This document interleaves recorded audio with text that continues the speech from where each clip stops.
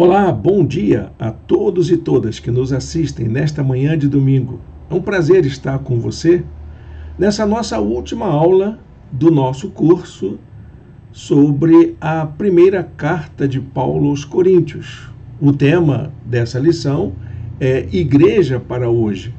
E temos nos dedicado durante toda a jornada, desde o primeiro vídeo de apresentação até agora, a um estudo aprofundado, a um estudo expositivo desta carta tão importante para a vida da igreja cristã de um modo geral, seja a igreja primitiva de Corinto, seja a igreja daquele tempo do primeiro século, seja para a igreja de hoje.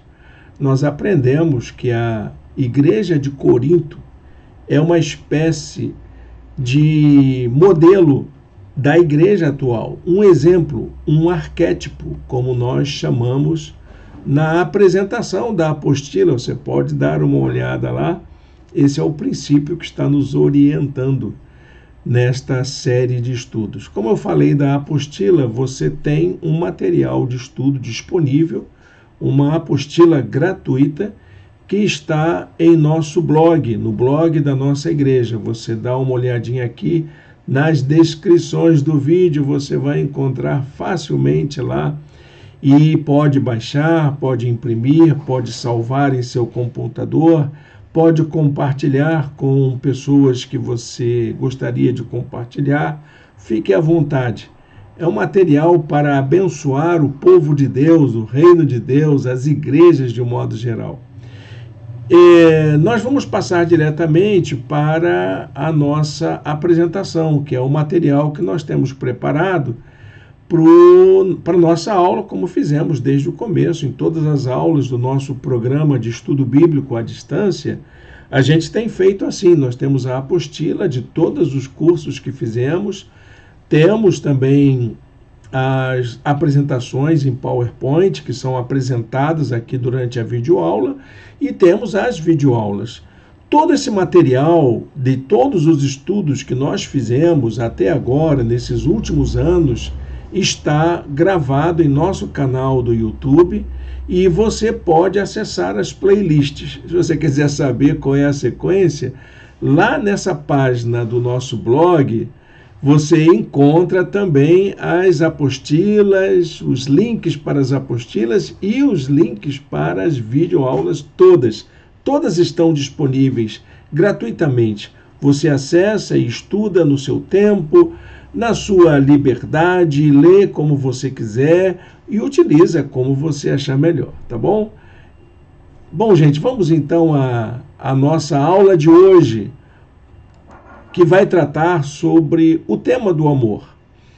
É impressionante como Paulo se preocupa com o amor cristão nesta carta aos Romanos, de várias formas. E nós vamos verificar que no encerramento da carta ele continua a tratar do tema do amor como um tema importante para a igreja.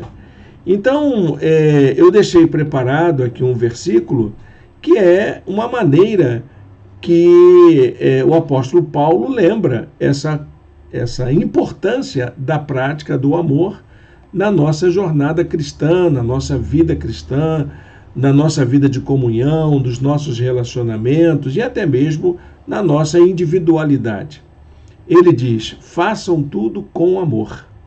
Façam tudo com amor. Eu entendo que essa expressão lembra para a gente que tudo aquilo que a gente não faz com amor, com certeza é fruto de uma perversidade. Vou usar essa palavra porque me parece que é denotativa daquilo que é a ausência do amor. A ausência do amor é um pecado grave para o cristão, mas é a origem dos males da humanidade. A humanidade, ela sofre de ausência de amor. As pessoas estão se sentindo isoladas, prejudicadas. Há algo que afeta a vida humana e, se nós formos olhar direitinho, o que está faltando na vida humana é amor. As pessoas estão carentes de amor, precisam amar e serem amadas. Precisam exercitar o seu amor e precisam também serem acolhidas em amor. Então vamos para a nossa aula, porque é disso que Paulo vai tratar. Nós estamos no final desta carta, que é o capítulo 16. No capítulo 16, que é o encerramento da carta, Paulo vai fazer uma coisa que ele faz em todas as cartas que ele escreve. São as saudações finais, as recomendações finais. Mas aqui ele faz de um modo diferente das demais. Nessa carta, ele apresenta o seu cuidado pastoral. Ele se mostra mais afetuoso, como se houvesse uma certa intimidade entre o pastor e a igreja, entre o líder e os seus liderados, entre os irmãos e aquele que realiza a obra missionária. Eu tenho para mim que isso tem muito a ver com a história do surgimento da igreja, com a maneira como ela foi constituída. Paulo ele estende essa palavra ao dizer aos irmãos e irmãs que há algumas coisas que precisam ser tratadas na igreja. E tudo isso que precisa ser tratado na igreja depende do amor fraternal. Essas recomendações finais que dizem respeito à vida da igreja estão ligadas ao afeto, ao carinho uns com os outros, à maneira como as pessoas se relacionam. Vejam aí, são 3 recomendações que ele dá logo de início deste capítulo.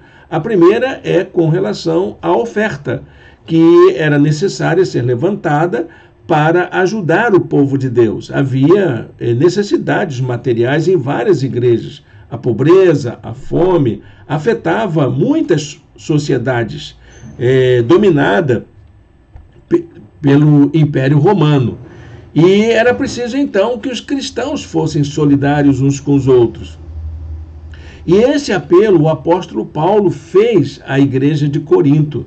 E a igreja de Corinto se mostrou afetuosa, ela fez com amor, ela fez com dedicação, ela levantou uma oferta expressiva para a coleta em favor dos irmãos carentes, das necessidades dos irmãos em outras cidades, em outras comunidades. Então, as orientações de Paulo, que já começa no capítulo 1, segue uma orientação comum. Para todas as igrejas ele fazia isso. Ele ordenava como que essa coleta, como que a oferta deveria ser realizada. E como que as igrejas deveriam se preocupar com a vida financeira, como que ela lida com o dinheiro dos irmãos, que é um dinheiro que é difícil de ser tratado. Olha, meus amados irmãos e irmãs, eu tenho um profundo respeito pelos tesoureiros e tesoureiras das igrejas. Os que serviram nas igrejas onde eu pastoreei, os que servem nas igrejas por onde eu tenho passado, são pessoas de idoneidade, são pessoas de confiança, são pessoas que entenderam claramente o papel da contribuição, o valor do dinheiro para o reino de Deus. Tem muita gente que acha que a igreja não precisa de recursos. Olha, meus irmãos, dinheiro não cai do céu, dinheiro não nasce em árvores, dinheiro é resultado das ações humanas. E quem movimenta o dinheiro são pessoas. Ah, mas Deus é dono da prata e do ouro. É verdade, tudo pertence ao Senhor. Mas no que diz respeito ao dinheiro, Deus nos deu essa liberdade de cuidarmos dos valores das coisas e nós administrarmos. E a economia e o controle financeiro são coisas que dizem respeito à vida humana. Eu me lembro de uma tesoureira que eu tinha há muito tempo atrás na igreja, e ela então me chamava para poder apresentar algumas preocupações com a movimentação financeira da igreja. E uma vez estava ela com os seus papéis, suas anotações em cima da mesa, e tinha uma quantia de dinheiro que pertencia a ela. Aí ela pegou aquela pequena quantia de dinheiro e disse: olha aqui, pastor, é assim, o dinheiro não tem vida própria. Se eu colocar ele aqui, eu posso voltar aqui daqui a 1 ano, ele vai continuar aqui, porque ele não vai sair daqui. Só se alguém movimentar. O dinheiro só se movimenta se uma mão humana puder fazer isso. É isso que é o dinheiro. O dinheiro, ele só se movimenta através da ação humana, através da mão de homens. E Paulo sabia disso. E ele, então, orienta para que a coleta deveria ser feita a partir de critérios. Quais são os critérios? Primeiro, é um ambiente de adoração. O primeiro dia da semana seria o momento da coleta. As pessoas, no dia do culto, o primeiro dia da semana é o domingo. A igreja estava acostumada a se reunir aos domingos. Então, nos momentos de culto, nos momentos de adoração, nos encontros comunitários e celebrativos da igreja, deveria ser feita, então, a coleta. Deveria ser feita também com liberalidade. Liberalidade quer dizer a pessoa mesma, de acordo com a sua consciência, ela saber o quanto pode contribuir, de acordo com a sua capacidade financeira, de acordo com a renda de cada um. É assim que Paulo fala com os cristãos de Corinto. Ela também deveria ser tratada de forma transparente, em que todos saibam o que está acontecendo na vida financeira da igreja, que é aquilo que lida com as pessoas que vão tratar desse assunto. Paulo diz que vai mandar carta de recomendações. Olha, eu estou mandando o fulano de tal com o dinheiro da igreja de Corinto, tanto em dinheiro para poder ajudar os irmãos. Era assim que funcionava, de forma muito clara, de forma muito transparente, entre a igreja ofertante e a igreja que receberia. E os irmãos de confiança, que deveriam trabalhar para isso, que era a participação das pessoas confiáveis, escolhidas pela própria comunidade. Bacana isso, né? Essa preocupação de Paulo eu acho muito importante. É uma aula de controle financeiro da vida da igreja, que vale também para os nossos dias atuais. Paulo diz assim: no primeiro dia da semana, cada um de vocês separe uma quantia de acordo com a sua renda, reservando-a para que não seja preciso fazer oferta quando eu chegar. Gente, o pastor não tem que ficar se preocupando em pedir dinheiro, em fazer... Pastor que faz isso, meu irmão, minha irmã, está perdendo o seu tempo. Os irmãos sabem como é que eu sou. Na nossa igreja, dificilmente eu falo sobre participação financeira. E olha que eu sempre tive pastores, diáconos na igreja, que falavam isso: pastor, o senhor tem que falar de vida financeira, de dinheiro, de contribuição, de dízimo de ofertas. Não, eu não vou falar isso. Eu não vou perder meu tempo com isso. Isso é uma questão de consciência de cada crente. Todo mundo sabe que a igreja precisa pagar suas contas. Todo mundo sabe que o espaço onde a gente se reúne não é barato da gente manter. Todo mundo sabe que os recursos, as pessoas que nos servem, as pessoas que trabalham conosco, e até mesmo o pastor, precisam de sustento financeiro. Então, eu não preciso lembrar isso aos irmãos, eu preciso lembrar de outras coisas que afetam a vida financeira. Olha, meu irmão, eu aprendi na minha vida financeira que o crente que tem uma vida consagrada ao Senhor, ele consagra tudo. Ele consagra todos os seus bens, toda a sua inteligência, todo o seu tempo, todos os seus relacionamentos. Ele coloca tudo à disposição de Deus.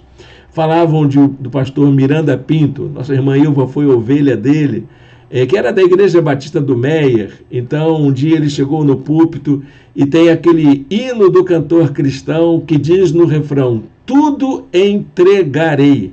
Então ele chegou, chamou a igreja para cantar esse hino e logo mandou parar. Para, não vamos cantar esse hino não.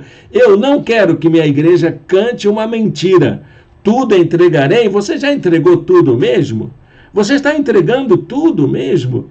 Então esse é o sentido da liberalidade. Cada um com a sua consciência de entregar ao Senhor sua vida, seus bens, seus talentos, suas habilidades, tudo isso, consagrar ao Senhor, tudo no altar do Senhor. No momento do ofertório, eu sempre gosto de dizer em nossos cultos, você não é obrigado a contribuir, não é de finanças que estamos falando. Estamos falando de consagrar ao Senhor a vida, tudo, tudo, a família, o tempo. Se eventualmente você trouxe seu dízimo, sua oferta, coloca lá no envelopinho, consagra ao Senhor também. Mas naquele momento é consagração da vida, não do dinheiro. O dinheiro é humano e ele vai ser destinado para uma obra. E todos nós temos consciência da necessidade de quanto isso é importante. Então, isso deveria ser feito com amor também. Com muito amor à obra de Deus. Contribuir é um ato de amor. É assim que a gente precisa aprender em nossas igrejas. Não é uma obrigação, não é uma escravidão, não é uma tarefa fácil, claro, porque cada um sabe o quanto pode.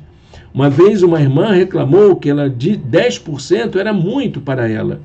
Mas eu disse, olha, a Bíblia não diz que nós, como cristãos, temos que contribuir com 10%. O 10% é um referencial das Escrituras.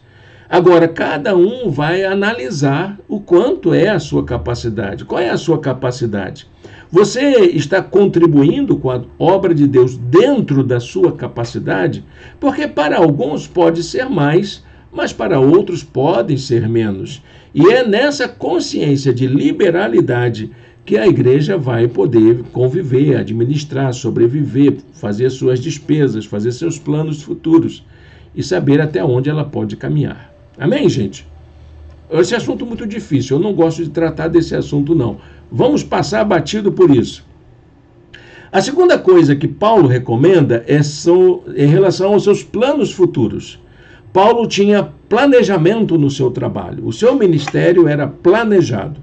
Tem gente que acha, não, vou viver de acordo com o Espírito, é o Espírito que me leva.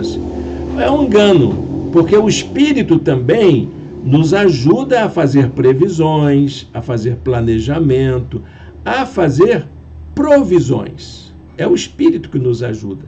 Então, o líder, o pastor, o missionário, a pessoa que trabalha na obra de Deus, precisa aprender a fazer planos. Porque aquilo que é planejado tem muito mais chance de dar certo. Ah, mas Deus abençoa. Claro que abençoa. Paulo tinha consciência disso. Mas ele fazia planos. Ele sabia o que esperava na vida dele. Paulo, ele então, associando o seu planejamento com esse mover de Deus, ele via grandes oportunidades em meio às adversidades.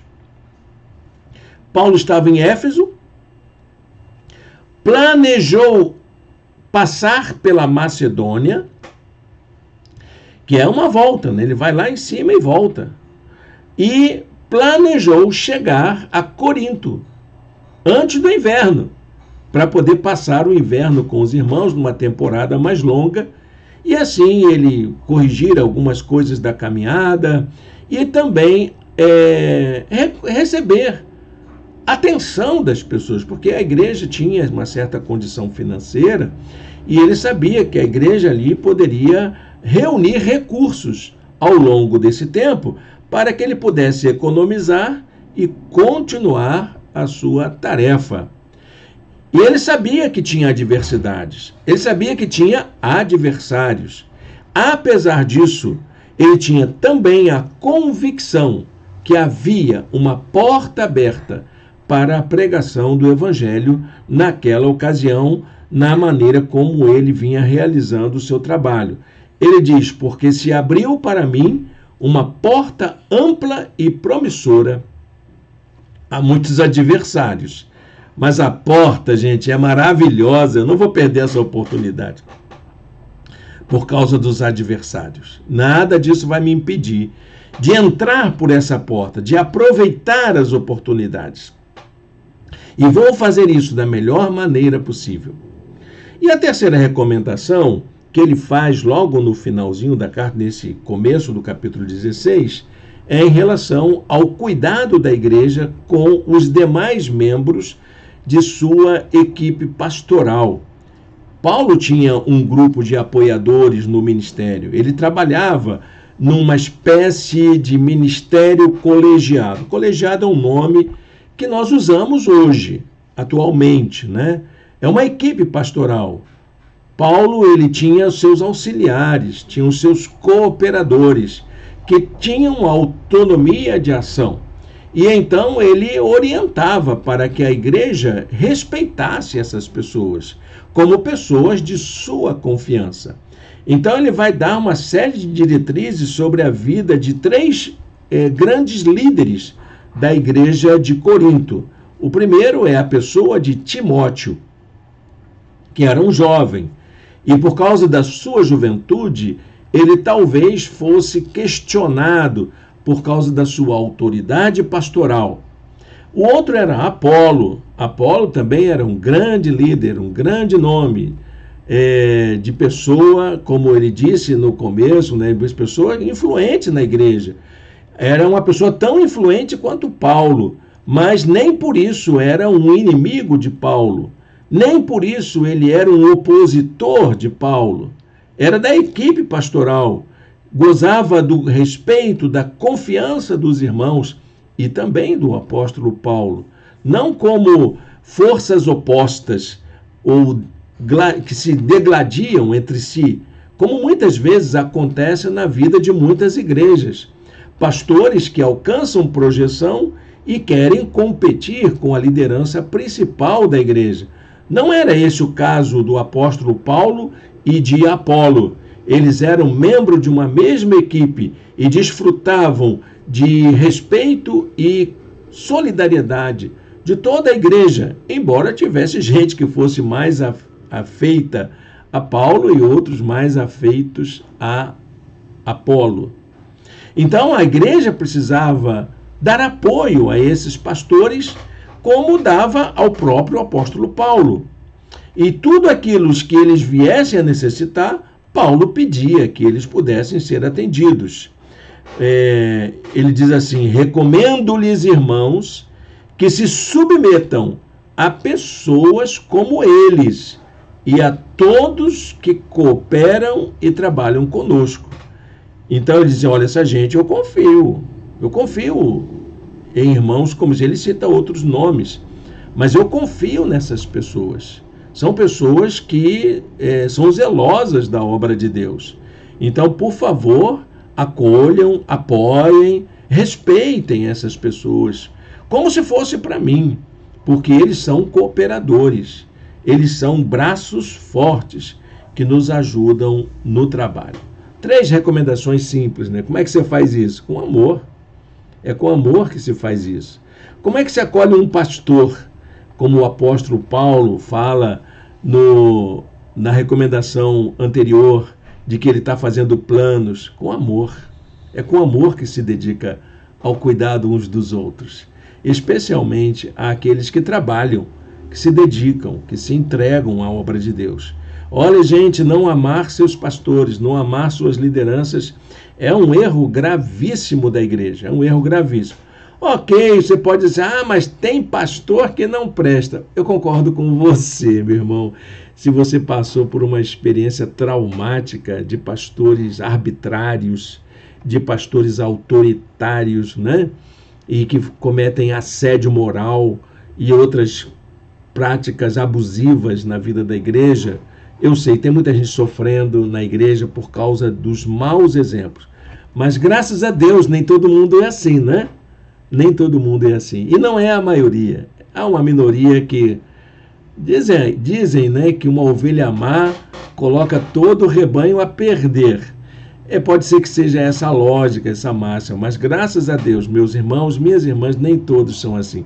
Pelo menos os pastores que me pastorearam, os meus amigos, os meus colegas com quem eu convivo, não são pastores assim. Não são. Graças a Deus, não é?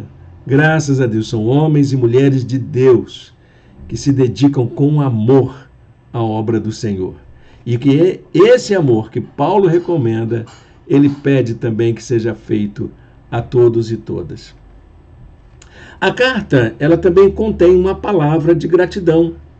a essa igreja, que é uma igreja que é liberal, apoiadora, ela é engajada no compromisso de apoiar outras igrejas. Tem problema na igreja de Corinto? Tem, mas ela é uma igreja fantástica. Então ele apresenta sua gratidão de antecipação. E nós vamos ver, por exemplo, se você for na segunda carta aos Coríntios, especialmente nos capítulos 8 e 9, a expressão dele de gratidão pela generosidade daqueles irmãos em cooperar com o sustento da obra de Deus. Ele pede aqui na primeira carta e lá na segunda carta ele diz: eu fui realmente atendido, vocês deram mais do que eu esperava, deram até além das suas posses. Então ele agradece aos irmãos por isso. Ele diz: eles trouxeram alívio ao meu espírito e ao de vocês também. Valorizem homens como estes. Que bacana, não é? São homens e mulheres assim que fazem a obra de Deus. Às vezes são anônimos, pessoas lá está lá no cantinho da igreja, mas eles abençoam de forma extraordinária. Então, meus irmãos, minhas irmãs, olha, eu estou aqui lembrando de cada gente extraordinária na nossa igreja que já fez coisas fantásticas pelo apoio à obra de Deus. Então, esse sentimento de gratidão, ele também está no meu coração, porque eu sei o quanto Deus tem usado pessoas, às vezes até no seu silêncio, na sua oração, na maneira de ofertar. Eu vejo que tem pessoas que alegram o espírito da gente, trazem alívio ao nosso espírito. Essas pessoas trazem alívio ao coração do pastor.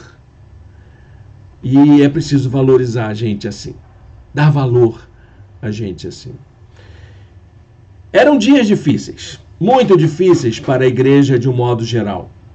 Já a perseguição chegava a todo lugar. Em todo lugar havia problemas.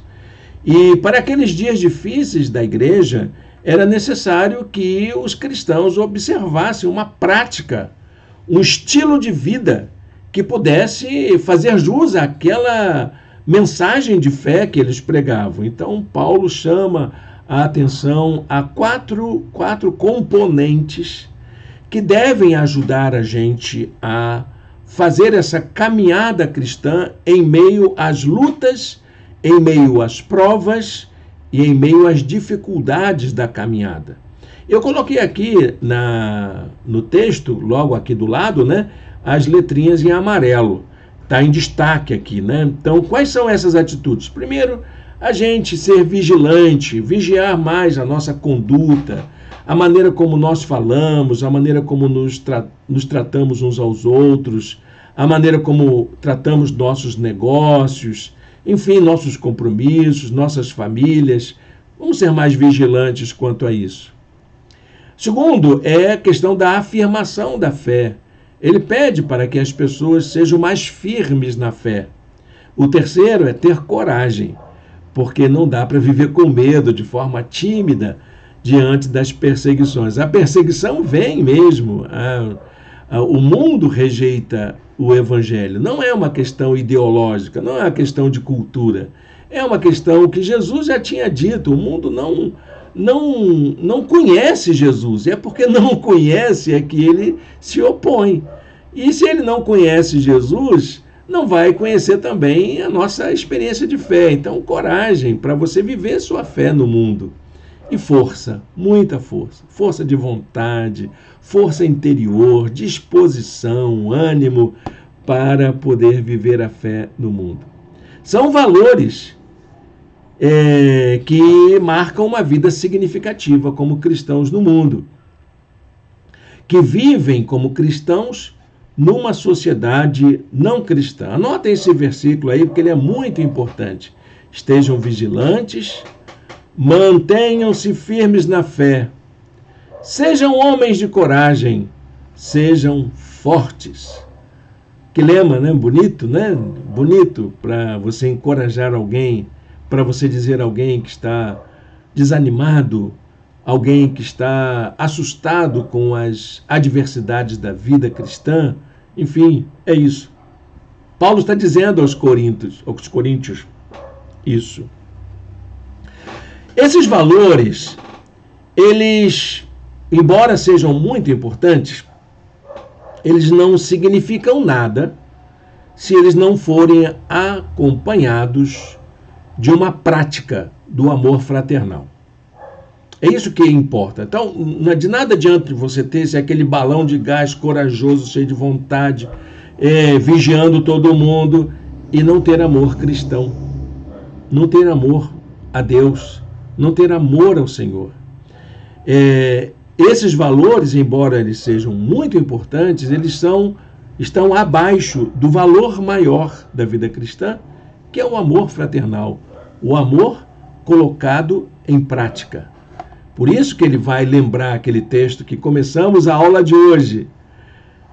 Façam tudo com amor. Façam tudo com amor. Vigiem com amor. Sejam firmes na fé com amor. Sejam corajosos com amor. Sejam fortes com amor. Amém? Olha, gente, é um desafio, né? Mas esse é o convite da fé cristã. É o convite do Espírito para a igreja. Viver em amor. É isso que marca a igreja. Uma igreja não vai ser conhecida pela sua suntuosidade, pela sua propriedade, pela sua inteligência ou até mesmo pela expressividade de sua música, mas pelo amor com que cada um é tratado na vida de comunhão. Nesse trecho das saudações finais, então, a partir do verso 19, Paulo vai fazer questão de dizer que essa carta foi escrita por ele mesmo, não a carta em si, a saudação final. Por isso que ela tem esse aspecto de afeto. Sou eu que estou escrevendo. Ele diz, eu, Paulo, escrevi esta saudação de próprio punho. E aí então diz, eu sou aqui o pastor escrevendo, estou dizendo isso, eu que amo vocês, eu que tenho a tarefa de cuidar de vocês, eu que cuido da igreja, eu estou demonstrando todo o meu afeto, todo o meu carinho, todo o meu cuidado pastoral por vocês. E isso é muito importante, porque essa é a razão pela qual esta parte da carta é marcada por esse cuidado, porque é ele que está dizendo. É Paulo que está se dirigindo pessoalmente para a igreja. E ele faz isso com carinho, com boas lembranças. Olha, gente, tem um bocado de gente aqui que está mandando lembrança para vocês. Tem Áquila e Priscila. Olha, aqui tem a igreja, aqui por onde eu tenho passado. Todo mundo, quando diz, estou escrevendo uma carta lá para os irmãos de Corinto. Mas, manda um abraço para eles, manda saudação, manda beijos. Manda beijos. Que bonito isso, né? Essa amizade. Amizade. Um termo pouco usado na igreja, não é mesmo, irmãos? A gente se tratar como amigos. Como disse um seminarista uma vez na nossa igreja, né? Ele disse, hoje pastor, ele disse que a igreja é o único lugar no mundo onde todo mundo faz questão de serem tratados como irmãos, mas é o lugar onde a gente menos tem amigo. Amigo de verdade na igreja.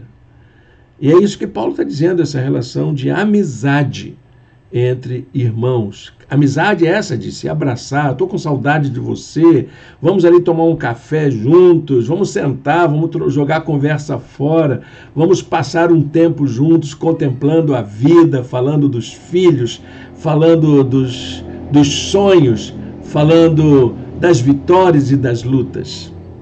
Isso é amizade. É amizade. A base para a vida de comunhão, então, como igreja de Jesus, é o amor. uns aos outros, que se transforma nessa relação amistosa, que deve ser demonstrado no trato comum, no dia a dia. Se no capítulo 13, Paulo apresenta a mais bela canção sobre o amor, e é lindo aquele texto, né? Já cantado em diversas melodias, como um dos mais belos textos da literatura mundial, o capítulo 13, sobre o amor. No final da carta, então, Paulo vai fazer um convite para que os crentes coloquem em prática esse amor. Olha, é bonito o amor? Então vamos lá, é o caminho mais excelente?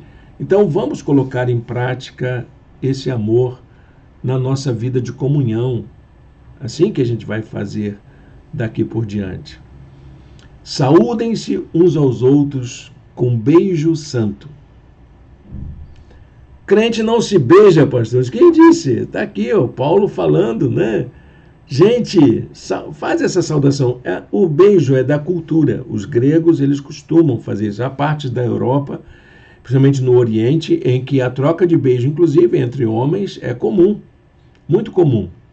É uma experiência da cultura oriental. E ele está dizendo para esses irmãos fazerem isso. Se a gente tem vergonha, não. É isso. Vamos tratar com carinho todo mundo. Eu conhecia um pastor, hoje ele já faleceu, né? E eu levei um susto, né? Que quando eu era muito novo, ele me abraçou e disse: gente, Irene, você é um futuro para a nossa igreja. Aí ele me deu um abraço e me deu um beijo aqui na altura da barba. Eu já usava barba na época, muito jovenzinho, deu um beijo aqui na barba. Aí eu disse: que esquisito, é isso mesmo? Aí alguém: você teve com o pastor fulano? Estive. Ele te deu um beijinho? Deu.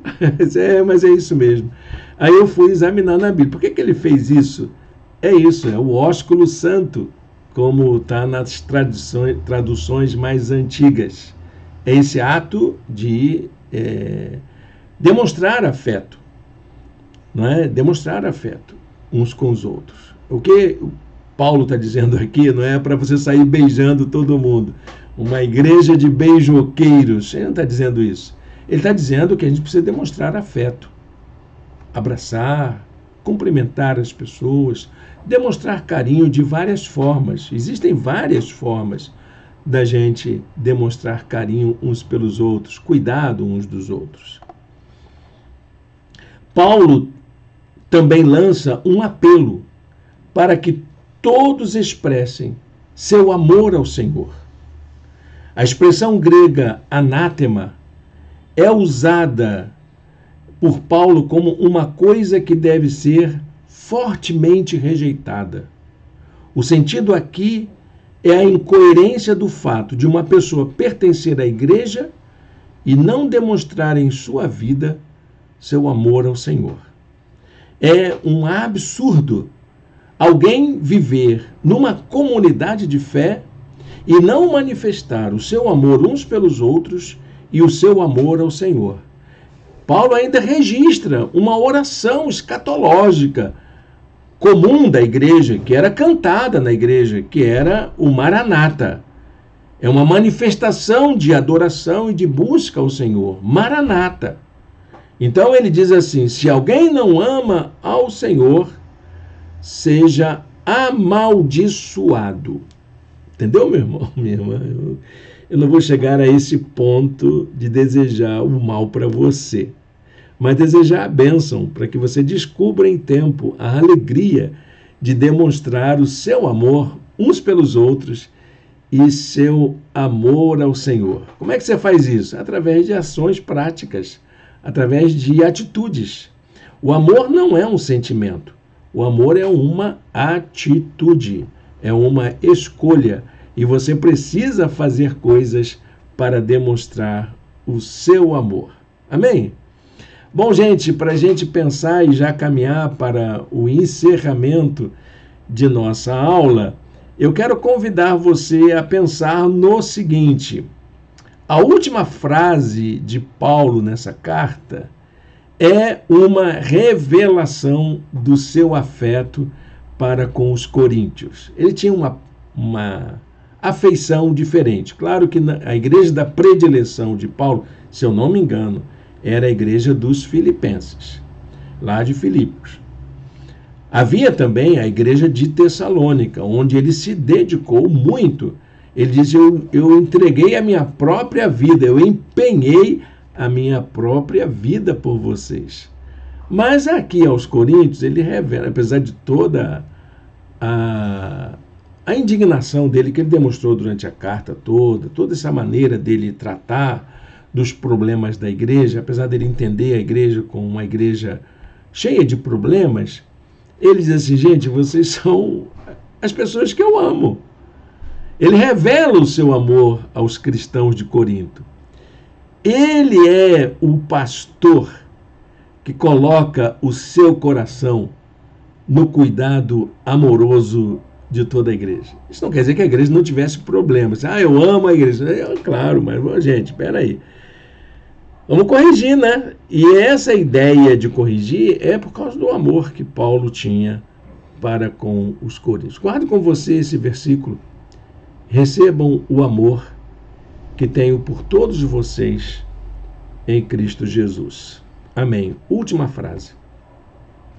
Quero deixar essa frase com você, meu irmão, minha irmã. Você que é membro da nossa igreja, você que nos acompanha, recebam o meu amor, como Paulo disse, que eu tenho por todos vocês. Amém? Feche seus olhos, fale com Deus. Vamos orar ao Senhor. Senhor Deus, eterno Pai, muito obrigado, Deus, por esta manhã, por esta palavra, Senhor, e que o amor seja em tudo a nossa marca registrada como Igreja de Jesus, Igreja do Senhor, nesses dias atuais. Nós queremos ser a igreja para hoje, a igreja que ama hoje, a igreja que serve ao Senhor hoje, a igreja que coopera uns com os outros hoje. Que o Senhor nos abençoe e nos guarde, em nome de Jesus. Amém. Amém, meus irmãos, minhas irmãs. Quero agradecer pela sua companhia aqui mais uma vez. Que bom a gente poder estar junto, não é mesmo? A gente poder desfrutar desses momentos de estudo. Eu agradeço a sua presença aqui entre a gente. Logo mais à noite, nós estamos numa jornada de 40 dias de compromisso. São séries de mensagens, é uma série de mensagens, séries de reflexões, baseadas no Sermão do Monte. E hoje nós vamos ter a segunda mensagem. Eu convido você a estar conosco para estudar a palavra de Deus, para meditar, para adorar ao Senhor. Hoje nós vamos falar muito sobre vida devocional, sobre compromisso, sobre serviço cristão uns com os outros, sobre a maneira de colocar a nossa vida a serviço do reino de Deus. Vem com a gente vai adorar ao Senhor juntos. Também no próximo domingo nós continuaremos nossa atividade de estudo bíblico à distância. Então, domingo que vem, às 10 horas da manhã, teremos o estudo de um novo texto, no Velho Testamento, um profeta menor, que nós traremos aqui para estudarmos juntos a palavra de Deus, abrirmos o livro santo e tirarmos lições para a nossa vida diária. Muito obrigado pela sua companhia, que Deus o abençoe abundantemente.